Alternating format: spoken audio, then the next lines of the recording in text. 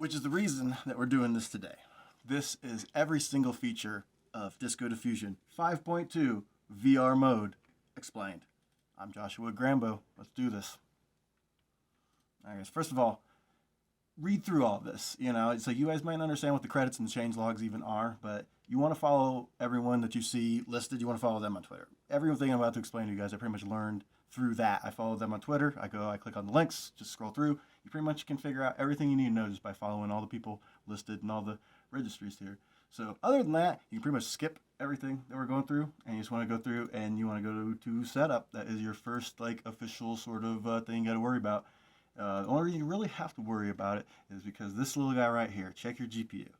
So I am a Collab Pro subscriber, so I do the 10-month tier on this account. So usually I'm lucky if I get like a P100. What you're looking for in the NVIDIA GPUs that are listed in order, the number one GPU that you want, you'll never get on a free account, and you'll probably never get on a Pro account, but you will sometimes get on a Pro Plus, is the A100.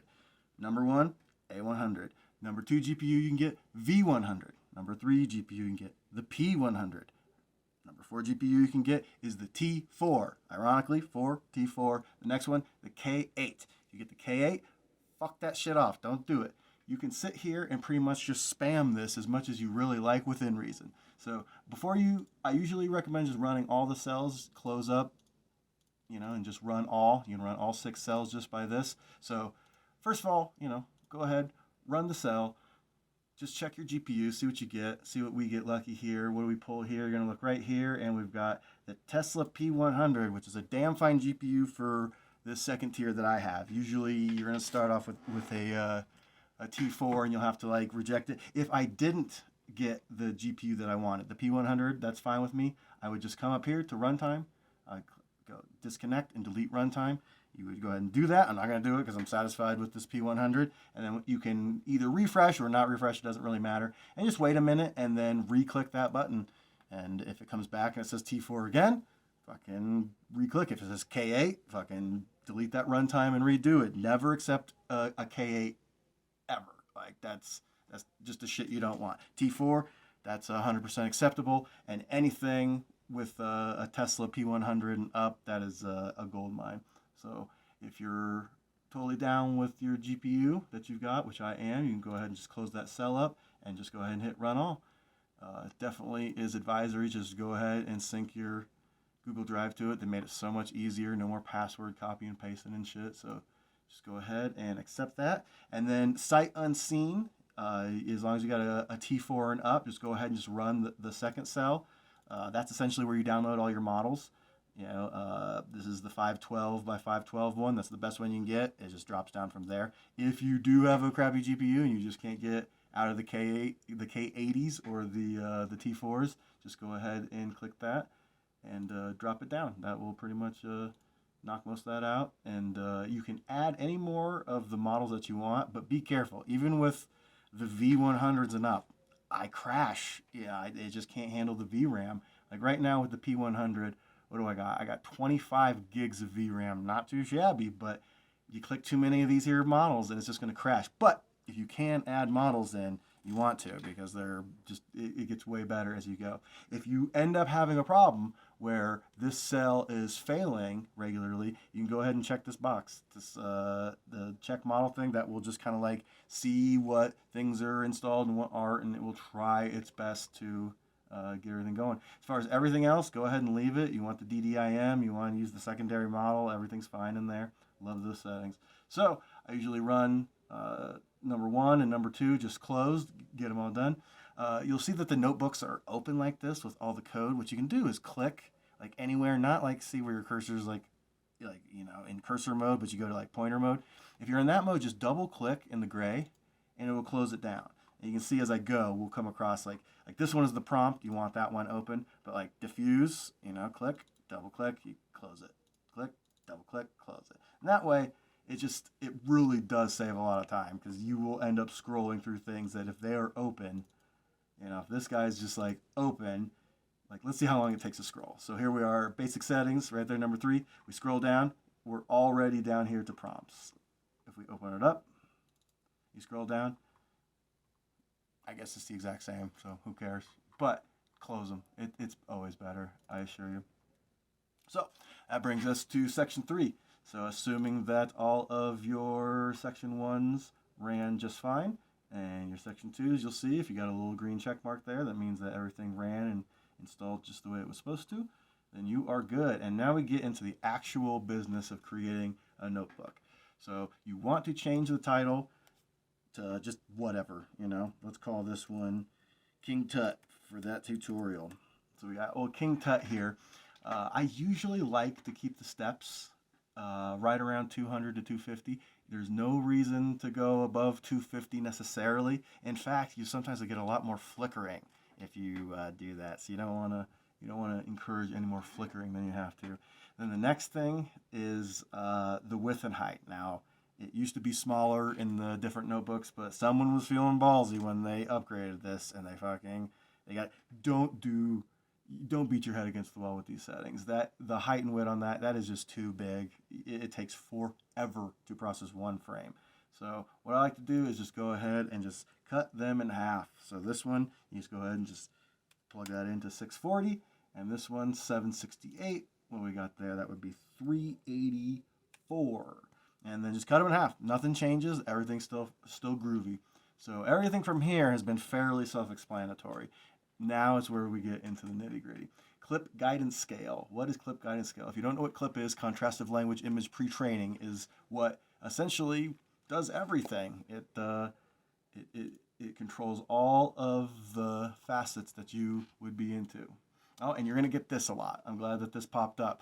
If you are not fully active, even if you are active, it will throw you this. If you are on a pro account, it will throw you this. And if you click it, it won't bother you very much after that. If you are on a free account, it's going to throw you this every half hour, 45 minutes to an hour. And if you don't click it, it stops your video. And it does not process the frames. If you don't have them synced into Google Drive, which is why you want to sync your Google Drive, they're just gone. No getting them back. They're just gone. Once your runtime is deleted, if the page refreshes, those frames are gone forever. So just click the robot and you're done. The robot asking you if you're a robot. That's the pot calling the kettle a robot. So essentially, I had downloaded this video. I thought it explained very, very well what it was that we're looking at when we're looking at clips. So let me open up this video. All right. So, when you are dealing with clip,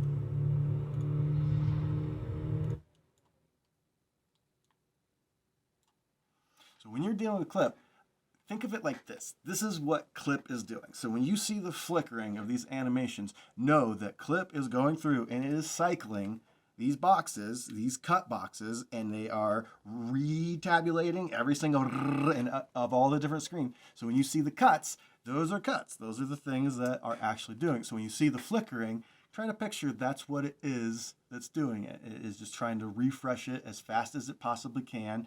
It's got all the frames on the outside, and it's trying to keep it coherent in the middle there. Once again, shout out to one of the unnamed folks up here. And that's one of their videos shared in Twitter, and damned if it's not amazing. So that's essentially what clip is. So clip at 5,000, I find it to be way underpowered. You can take this 5,000, 15,000, all the way up to like 30, 35,000 is fine. So I like to set it at 25 for our needs right now. It really depends on how fast you're moving through your scene, on how much you need the clip to go. I like to move fast. It reduces the flickering, and so you want to go ahead and just pump that up. TV scale. It has nothing to do with television. It is an insanely complicated algorithm about how images are denoised and processed, and so don't worry about it. You can go as high as like 1,500 on it, and it's essentially like a coherency between the noise. So if it's very, very low, it will be just like kind of set to a random parameter. If you set it to a low value, it's going to be kind of more change. If you set it to a low value, the frame to frame will be a slightly bit different. And if you set it to like 1,500, it will be trying to push it as close to noise as humanly possible. But I find that it burns out. They call it blowout. You'll find your image get overly saturated in pinks and things like that. And then they'll also get undersaturated and go to gray and just straight up black. and then clip won't be able to process any of your thing, and your animations just kind of look like balls. So I found that the sweet spot is 150. Just like range scale, range is very similar, and so you want to keep like range and scale. Just go ahead and keep the TV and the range the same amount. 150 is great. The saturation set scale, that's saturation. That's how much saturation is going to be thrown. I don't really trust 0 sets it to a random parameter, and I've had a lot of good luck with it, but as you advance in it, you get to know what you're going for. And so I say that anywhere from like 1,500 is probably the minimum that you want to go. Somewhere around 3,000 is the max. You're going to get something that's super psychedelic and super pretty. I like to go with the bold colors because I like to move fast, so sometimes they bleed out when you go fast. So I just go ahead and set saturation usually to about 2,500. So the cut in batches, that's very, very confusing. So it's when the AI does it, they kind of process it, and they will cut each of the frames into separate things, and it's easier for it to task on that, and then they'll talk to each other, and they'll be like, well, I'm a paw of a beast, so I'll do that. So and this is the way they talk to each other. If you have a crappy GPU, you're gonna want to set that to 1. Because the more cuts that you have, the more processing power that you are leading through. So you don't want to ever have too many cuts. I go ahead and leave it at 4 because I do usually get the good GPUs. So just, between 1 and 4, whichever. Don't really worry with, if you got a crappy GPU, go with 1. If you got a decent one, leave it at 4. No reason to worry about it. So skip OGS. Damned if I can remember what OGS means, but it is a whole kit and caboodle, and you don't want to futz with it too much. I find anytime that you turn that off, it just blows out animations. And play with it. Do some where you turn it on, do some where you turn it off. But for the purposes of this tutorial and being new, you don't want to play around too heavily with that. So then we come to initial settings, initial image, initial scale, and skip steps. This one really fucked me up for a long time. If we go somewhere, like we go to old ArtStation, and we check out one of our friends, old Pablo Gomez here. He's one of my favorite artists on ArtStation. Definitely check that homie out. So let's say that you liked one of his pictures. Like you're going through and you say like, oh, this photoreal guy, that like this night creature guy. Like I like that a lot. So what you do is you find any picture that's hosted on any site, as long as it's hosted on a site, all you gotta do is just right click. You find copy image link. You do that. You go back to your tab. And in there, you click in there, triple click, Control V, that drops that link in there, and that's going to reference to that initial image, and that's going to be where you start to kind of start pressing forward into your thing. Image scale is kind of like the value weight that it's going to put on it. So 1,000 is pretty legitimate, 1,500 is pretty good. I like to go 2,000 just to make sure that it's a fairly it gives it a lot of weight because I like to lean heavily on initial images. Now here's the most important part. This confused me forever.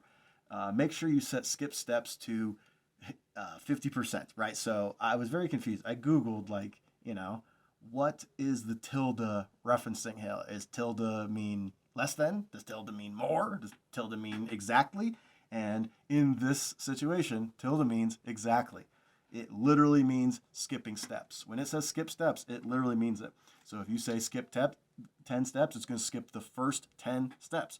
When you first start doing your images, they're just chaotic noise. They're just pure noise. That's how diffusion works. It starts with a random noise, and it just starts piling on until it starts to reverse engineer how it can work its way up into a real image.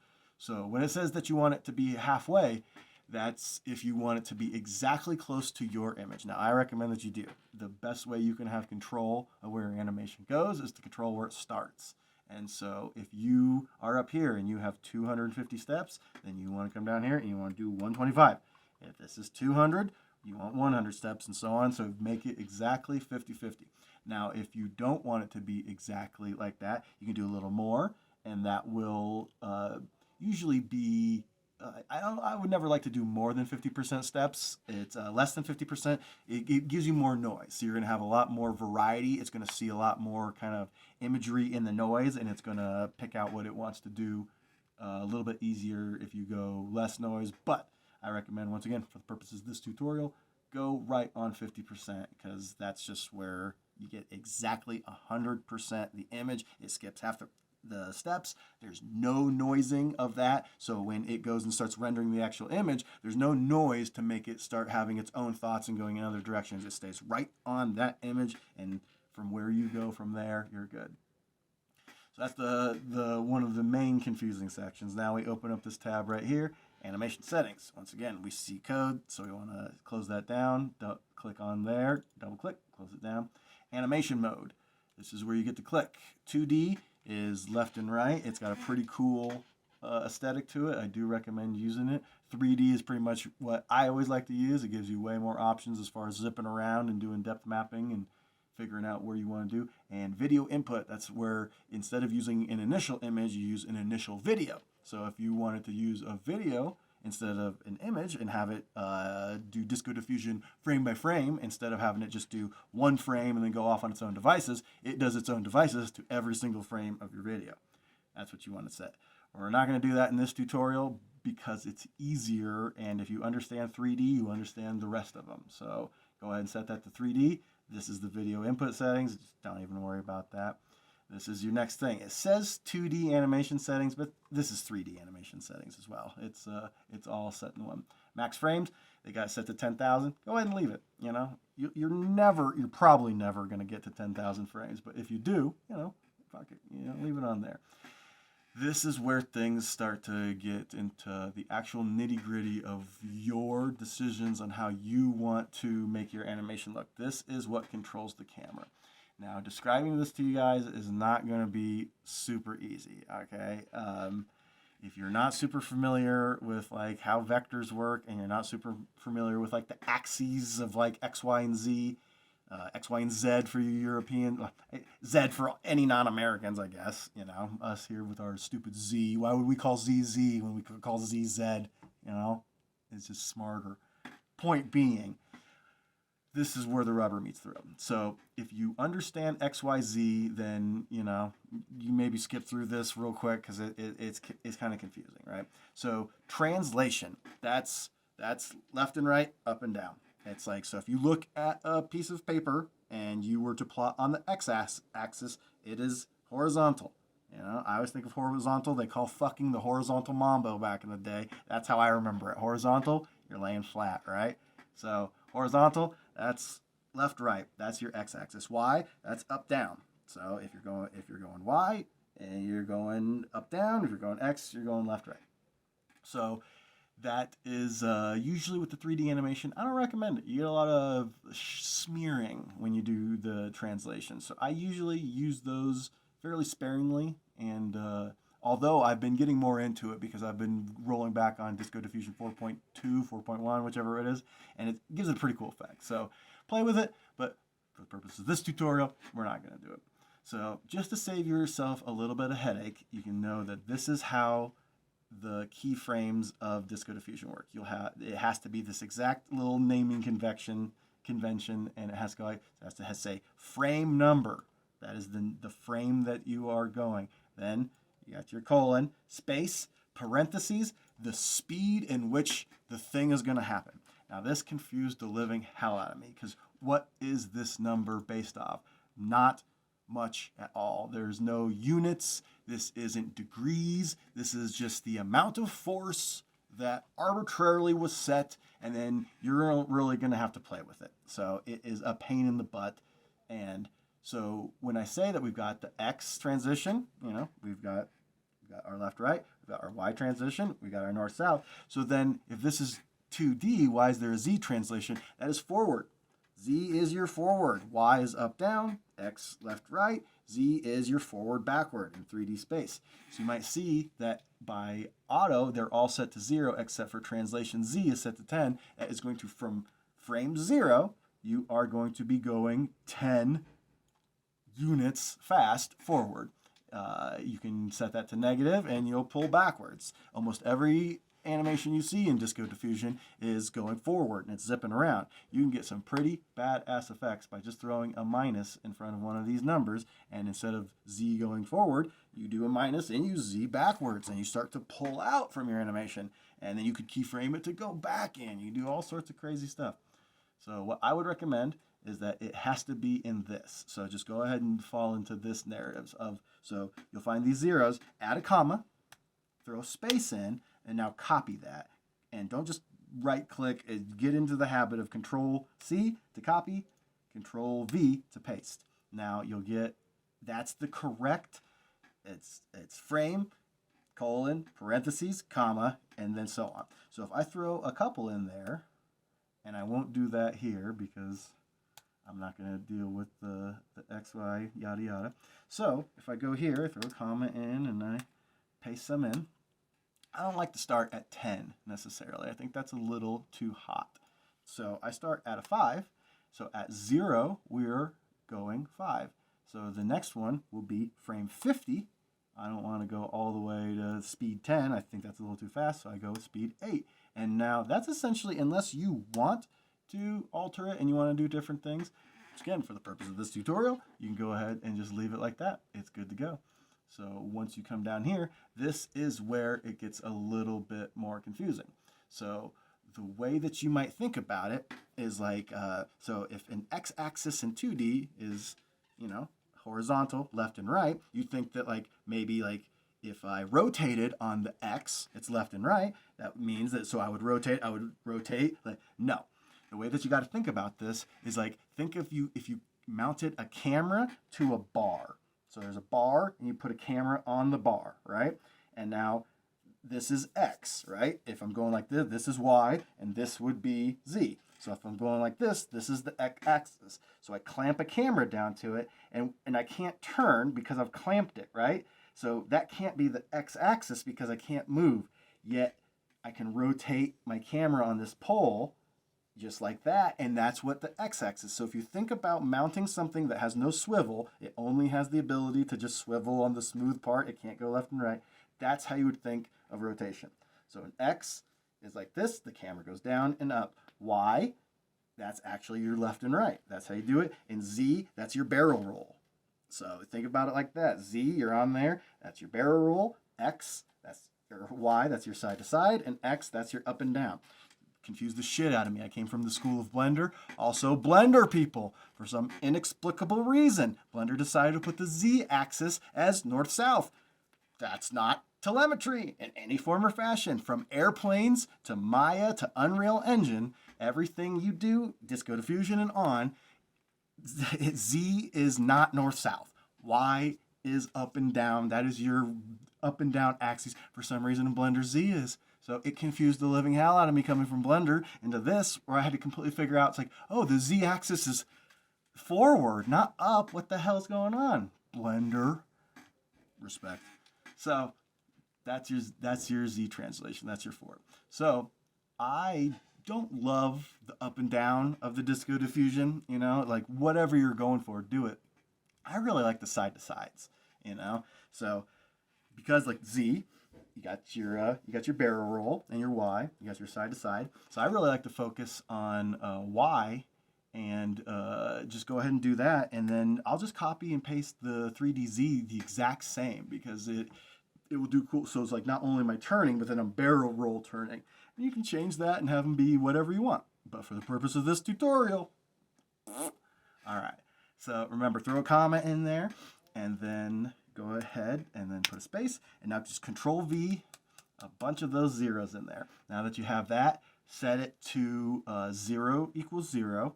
And then set it like this for this time, because that's, now you can understand exactly what's going on. So I will set it to 150. The next one I will set to 180.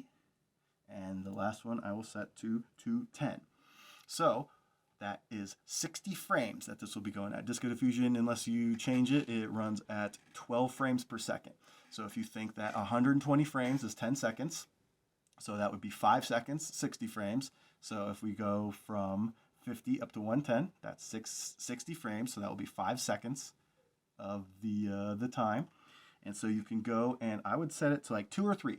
That's going to give you a nice, if you go to 5, 3 or in this amount of frames, 3, 4, maybe 5 will get you almost a 360. Like if you set it to 3 in about 60 frames. If you set it to 100 at 3, that might be it. So that's why there's no, it's not like a set amount. I can't be like, oh, it's this amount of degrees if you set it for this. It doesn't work like that. And so you got to think of it like it's not a dial where like you would turn a car. It's like, so I'm turning a car, and then I want to go to the right, and I turn it like this, and I go to the right, and now I want to keep going straight, and so I turn it back to straight.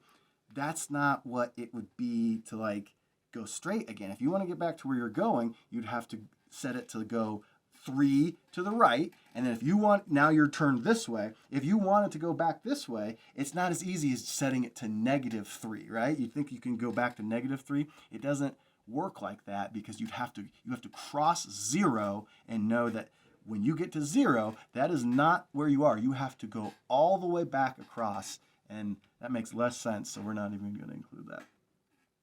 So just remember that 120 frames is 10 seconds. You don't want it zooming all over the place in 10 seconds. So don't set it to like 15 frames, then 50. Set it for 150, 200. Start there. But once again, play around with it.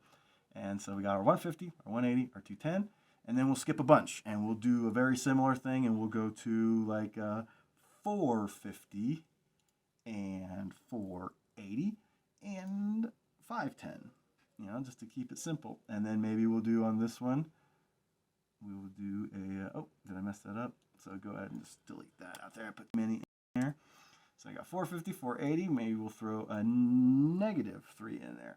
So now it will be at 450, from 210 to 450, we'll be doing 0 movement. And then at this, we're going to slowly start ramping up to 3 degrees of however much arbitrarily that's set to. You're in 3 units of fastness for 30 frames. You're going to ramp up, and you're going to have that max speed. And then for the next 30 frames, you're going to ramp down until you're back at 0 and you're not moving at all. So right here, we're going to be going perfectly straight because we got our Z transition. We're going straight after 0 all the way up to 50. Then at 0, we're not translating at all. We're not rotating. At frame 150, it is going to start slowly going. By 180, we're going to be going full speed, and it's going to slow down. So it's going to be like whoop, and then slow down, and then you're faced the direction you're facing, and now your Z translation is local space, not global space. So your Z translation, if you set it straight, you're not going to be going like diagonal, as now I'm looking here and now I'm pivoting this way. Whatever direction you're looking, that is your Z. It is local space, not global space. So essentially we can leave it right there. But like I said, I like to do a little thing where I will copy and I'll throw it and I will just paste in, so that's the way that we'll, instead of just turning, we're turning and rolling. I think it gives a cool effect, you know. So as we go, going ahead, the Midas, leave all this the same. I haven't had good luck changing many of this. The far plane and near plane, once again, you can bump this up a little bit, maybe 500. You can bump this down a little bit, maybe 8,000. I haven't noticed a ton of difference. Field of view, that is what lens you are on. It comes set standard to a 40 millimeter. That is 40 millimeter lens. I like to go a little bit higher. The less of the, if I got a 20 millimeter lens, I feel like the whole world has to render inside of this thing, and you don't want to do that. So I'll set it's like something like an 80. You know, zoom in a little bit. Not super hella telephoto, but you know, enough to get it in there. Padding modes, just leave them. I haven't had any luck playing with them, you know, and the experts tell me to leave them, so I'm telling you to leave them. Then we get to turbo mode. Turbo mode is a way of reducing flicker. So instead of doing a step every single step, which would have the clip going everywhere, and it would do it, what turbo does is it kind of depth maps it. So if you set it to 6 steps, it will skip 6 clip steps for 6 depth mapping steps. And as it says here, that you can start to lose, you know, just read through it. It's like, it recommends that's like, you know, yada yada. So I recommend definitely use it. All right. You definitely want to use it. But you might get, if you set it too high, you might get things where like it's trying to stick too closely to the thing and you're not getting enough diversity. So I go with 2. I go with the lowest. That way it's like I'm getting 2 steps of depth, then I'm doing a clip. I find that that gives me the best results. Coherency settings is how close frame X to frame Z is. So if you go frame 99 and then frame 100, how close is frame 99 going to be rendered to frame 100. If you set this very, very low, they'll be very different. If you set it very, very high, they'll be very, very similar. The problem is that higher values will flicker less, but struggle to add enough new detail to the zoom. And this specific thing is exactly why I turn the clip settings from 5,000 to 25,000, because right there, it will struggle to add enough detail, because clip, you're zooming in and it's trying to keep it exactly the same, and it is keeping it the same, but then it's not able to like flash enough to get more detail in. So we turn up that clip, that gives us more room in there. So if you turn this lower, they will be less similar. If you turn it higher, they will be more similar. I like to leave it set to 1500. That is a good thing. As far as the percentage, that's the one that you want to mess with. 40 would be that they're less alike. 80% would be that they're more alike, but then clip is struggling to keep up. I like a nice 70. You know, that's one that's easy to play with though, but 70 for the purposes of this tutorial. VR mode. This is interesting. I've done it, but I never converted the actual renderings. It gives you 3 different animations inside of your thing. So for every frame, you get the real frame that's just like any other frame, but then you get a left eye frame and a right eye frame that offsets it just enough so you would put it in VR. I found that it works great. Leave it on the just normal settings and click the VR mode if you want to do that, but I really don't, so we just go ahead and skip it. Extra settings. Once again, code is open, so we click, double click. There we go. Intermediate saves. I used to mess with it. I used to set it to 1. Don't anymore. It's not worth it. It figures itself out. So just go ahead and do it. This is some of the weird stuff. Perlin initial. That is what that means. Perlin is noise. It's like color noise. Instead of just starting with like your regular Gaussian noise, the way that this would do, you can click that. I don't like it. I never had good results. I think it's too saturated, too weird, too flickery. I don't like it. So I don't click on Perlin. I leave everything the same. But then underneath that, you'd think that like these would all have the same. There's these lines indicating, but no, these are all different things. So you're going to leave that to mixed. You're going to leave that to random seed. ETA, that is how close certain noise values kind of like adjust things. So if you use things like latent diffusion, this is how I figured out what ETA was. If you're doing things like text, you want to set it to 0 because it's not going to put a bunch of noise in there and it's not going to like mess up with text. You want straight lines and you want it perfect, so you want it set to 0. If you're doing like a forest or some sort of painting of scenery or something, you know, set it to 0.9. It's any value between 0 and 1. So you want it to be between 0.95 and 0 essentially. So if you're doing like a nature scene, go ahead and crank it up. If you're doing something with little tighter lines, go lower. I just like to go usually with 2. It's the best way to go with ETA as far as this. The clamp gradient. That's a whole thing about how clamping works. I don't really understand in Blender. I don't really understand in Disco, but I know what it does in Blender, so I know what it does in Disco. And it kind of clamps on, like in Blender, we can clamp caustics and things. So I think about it like that. So I found that the best results, get rid of it. ETA 2. Remove that clamp, leave clamp mask, we're all good. So leave it there. Now we get into the cut scheduling. This is where the cuts, like we talked about before, that was like more of the bigger scale cuts, whereas this is more on the clip cuts.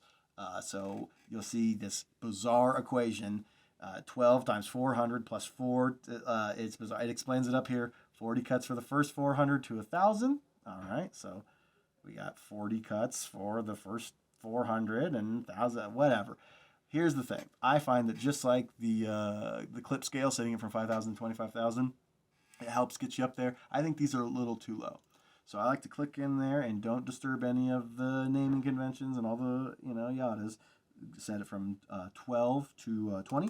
And once again, this is if you have a good GPU. This will toast you if you have a crappy GPU. So leave these standard if you've got a lower end GPU. Since I have a decent one, I crank them up.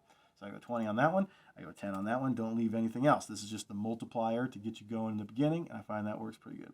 This one, I leave the same. And once again, with cuts, this is the inner cuts and everything. So if you've got a crappy GPU, use it to 1. I go ahead and reset it to 4, just like the upper one, because it helps, just the more cuts, the more beautiful it's going to look, trust me. Okay, so we are almost to the end. We'll close that diffuse and we'll close this one. Prompts, fairly self-explanatory. You want to know a a lot about filmmaking. You want to know a lot about how models were trained. Like a lot of the models that we downloaded in tab 2, when we were downloading all the models. It's hard to know where they were all trained, but you can look it up.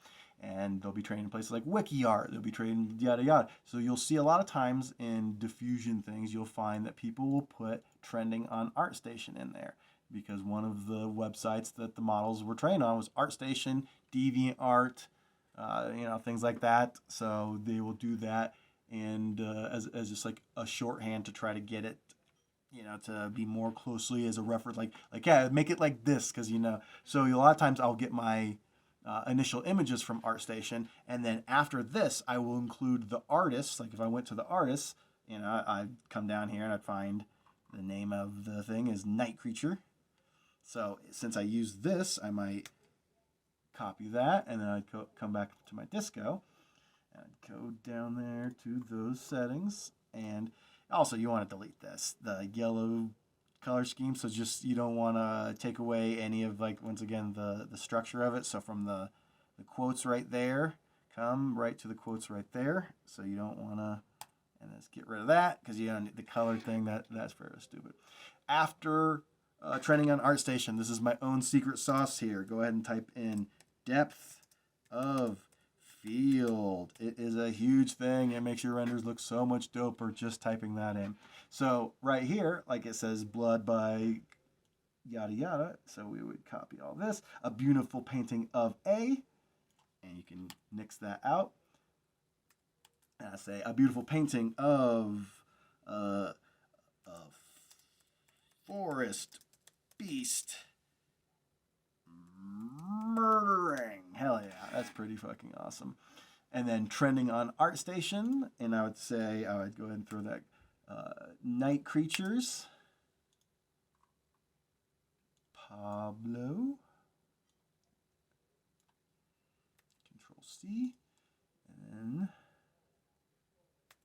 throw that in there, and then go in style of Pablo Gomez, Night Creature, comma. So now it's going to go in the style of. So not only do we have the initial image, it's going to go to the model it was trained on, and it knows who this guy is. It's seen his stuff. So not only does it have his initial image, it has its style. So it's going to do it in the style of that. I find that to be a lot better. That is nice.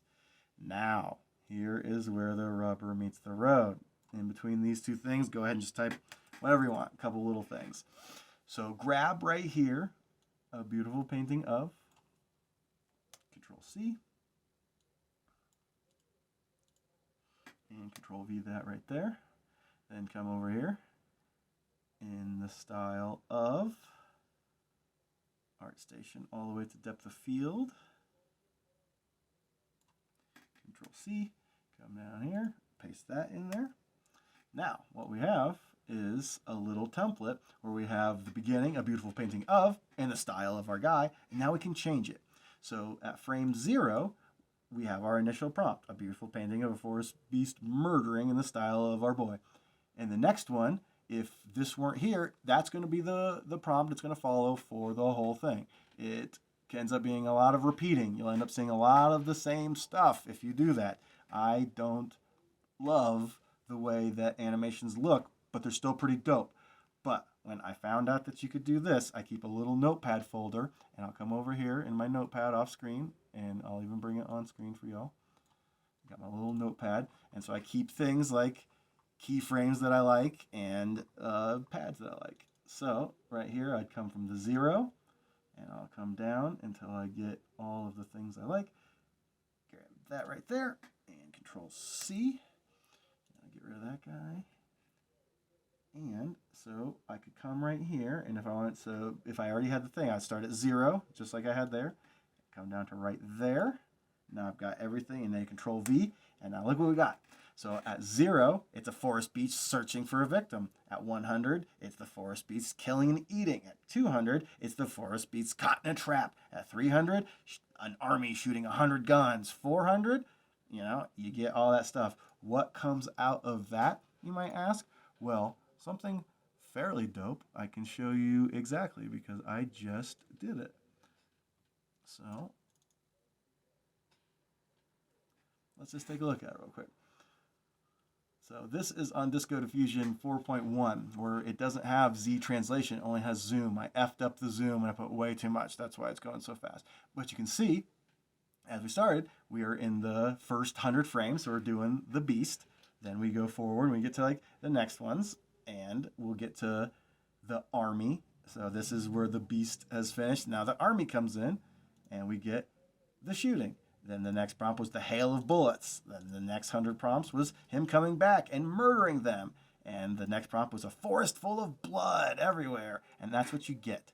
So you want to make sure that you do this at least every 100 frames and change out what you do. And by doing that little thing where you just go ahead and a beautiful painting, and you can see in this one, I did a beautiful painting of Unreal 3D rendering.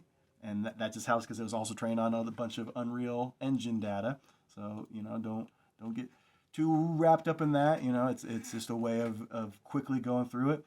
And then now that I've got this template, I've got the rendering, I've got depth of field and ArtStation. All I would need to do is come in here, rendering of A, and now I can change it to a car driving. And then change each one by one, and now I've got all my prompts for 1,000 frames, changing every 8 seconds. Something new is coming at you. That's sharp. That's what you want to do. Once you got all that and you like it, guys, we're pretty much done. You've got your diffuse right there, so nothing you need to worry about in there. Close that down. Create video. If you leave skip video for run all, that's not just run all. For some reason, if you run more than one cell at a time, it just does so. Unclick that, get rid of it, and then reclose that cell. Just in the nature of explaining everything, if an animation were to fail and you had a corruption and something dropped, this is where you would fix that. So you would come down here, let's say that you got to like frame 200 and it took a shit and something happened. You would restart your runtime and you wouldn't do anything. You would come down here before you did anything, you would click resume. You click that resume run, you click retain frames. Because of the naming convention, it usually puts a 0 inside of the Google Drive folder that you're due. So you'd have like your name. We typed King Tut. It would actually be in the Google Drive folder, be King Tut parentheses 0. So resume, run to resume. Most of the time, you want to go into Google Drive, see what is in that parentheses. If there is a 0 in that parentheses, go ahead and put a 0. Resume from frame. Let's say that it's shit out on frame 200. You want to start not from frame 200, maybe frame 199. I like to roll back at least 2 and start from frame 198. Now you go and you click runtime, run all. It will restart and it will run all of your settings exactly the way you had them. It will remember the seed and all the values, and it will restart from frame 198 and just keep chugging on, and that's your way out. That's every single setting in Disco Diffusion, my friends. So right now, all of our settings are done. We can scroll up, and we know that 2 of the longest parts of the thing are the initial setup. You got to install a lot of files and everything. That takes a little bit of time. That's done. Number 2 also takes a long time. That's done. We clicked 1, we clicked 2, then we went and did all of our settings. That way when we come back, everything's groovy. So now just go ahead and close them up. Close down 3. 4 is open, close it. 5 is open, close it. And now we know 1 is ran, 2 is ran, and now click 3, 4, 5. And you're done. That literally is it. Now open up your diffuse tab, scroll down, and now you're going to see this. This is, oh shit, see, now I fucked up. You don't want to, if you haven't started a,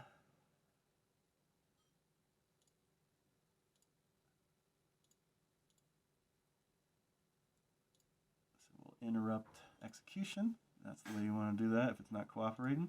So I accidentally ran it and I did the resume run. And I don't have any frames done yet, so you don't want to do that. So let's delete those. Alright, so now that's back to just the standard way it would be. And I don't have to do it, but I like to just redo it in case, So just go ahead and do it again. Run 1, 3, 4, and 5. There we go. So now when we come down, we can see it's prepping King Tut, starting at frame 0. It's prepping the model. Then what happens? We've got it. From frame 0 to frame 10,000 is what it is going to do. It's doing its depth modeling, and here in a second, it is going to pop up a frame by the 640 by 384. Is that what came out? 364? I can't remember what we set it to, but it will be in that frame size. There are two different things that this will tell you. It will say the amount of frames and the amount of steps. Here is our frame popping up. So you can see right here, we've got frame 0% and we've got steps. So right now we've got 125 steps per frame that we're going to do, and this is where it is. Now on my GPU, we've got 3 seconds per iteration. So each step is divided up amongst those steps. Each one's called an iteration. So each iteration is taking 3 seconds. So that means 125 times 3 is how many seconds it's going to take to complete an entire frame. And that, once this number completes, then this goes up. So this is the initial image. So we're starting from, this is our actual initial image that we started from our homie Pablo. We come over here, and now we're only on step 13 of 125. It will start getting prettier and prettier as we go. And so this is a kind of a good view on what Disco Diffusion actually is. Although it starts very, very noisy right now. It starts with a whole big dose of that Gaussian blur, sorry, from the Premiere, just that Gaussian noise. And you can see that it's kind of like our initial image already. We've got the trees, we've kind of got the beast, but it's a little bit different. It's never going to be 100% perfect because that's just the way that the diffusion is. But as it crawls through, it's just going to get better and better. And we'll fast forward real quick and we'll get through that, and I'll show you what one complete frame looks like.